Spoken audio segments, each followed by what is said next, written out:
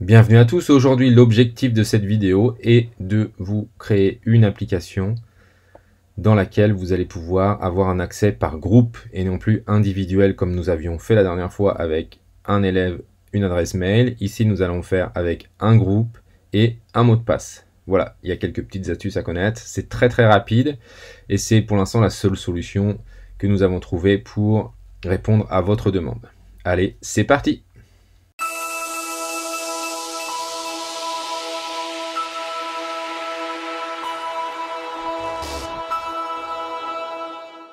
Alors, petite proposition pour faire du coup un accès par groupe.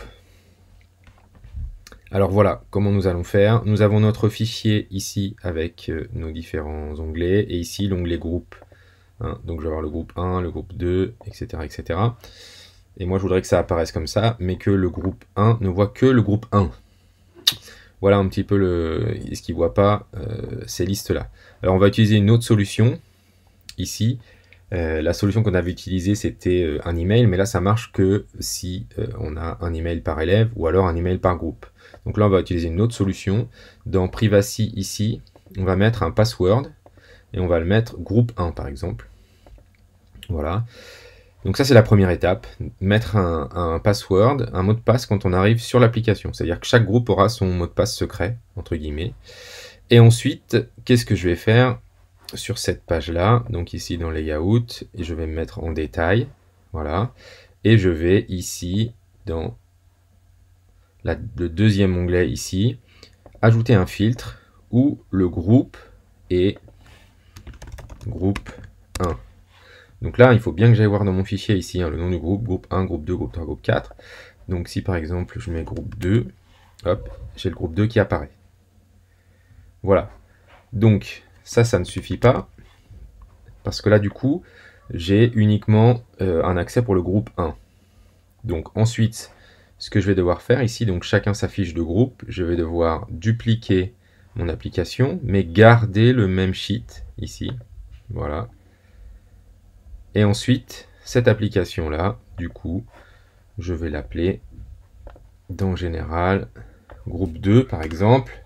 Hein. Et alors là, j'ai juste allé dans le layout de mon groupe ici. Et ici, au lieu de mettre groupe 1, je mets groupe 2. Alors j'ai la possibilité aussi, hein, bien sûr, là, dans Privacy, de mettre un autre mot de passe. Voilà, un peu plus compliqué, de manière à ce que le groupe 1 ne devine pas le mot de passe du groupe 2, par exemple. Voilà. Donc ça marche si on a 4-5 groupes, hein, ça va assez vite. Voilà, du coup là je l'ai fait pour 2 groupes, hop. Mais on peut imaginer, hop, le faire pour un 3e groupe, donc je garde bien.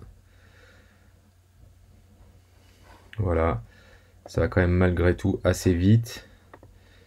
Voilà, ici, hop, groupe 3. Et ici, dans Setting, je change juste le mot de passe. Que, tac, voilà. Et donc là, vous avez du coup une application par groupe, hein, et avec chacune leur mot de passe et chacune leur accès. Alors là, on peut donner tous les droits possibles, d'écrire, d'ajouter des fichiers, etc. Mais voilà un petit peu comment ça fonctionne. Il va de soi, bien sûr, qu'avec cette application, chacun sa fiche de groupe, hein, il faudra aussi créer l'application pour l'enseignant pour que lui soit dans cette configuration où, effectivement, si je retire le filtre ici, voilà, il puisse voir les résultats, les données de chaque groupe. Voilà, donc je vous mets dans la description le lien vers le tutoriel qui montre comment faire l'application pour l'enseignant. Voilà, bon courage et à bientôt!